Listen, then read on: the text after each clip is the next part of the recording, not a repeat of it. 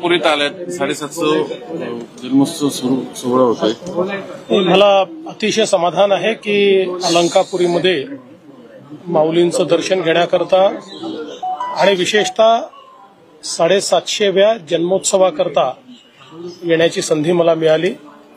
आपल्याला कल्पना आहे की ज्ञानेश्वर माऊलींनी आपल्या वारकरी संप्रदायाचा एक प्रकारे पायवा रचला आणि आपण असं मानतो की तुकाराम महाराजांनी त्याच्यावर कळस चढवला। त्यामुळे हे अतिशय महत्वाचं अशा प्रकारचं वर्ष आहे। या सर्व आमच्या संतांचं सत्पुरुषांचं जे काही त्यांचे विचार आहेत ते समाजामध्ये रुजले पाहिजेत, कारण ते कालजयी अशा प्रकारचे विचार आहेत।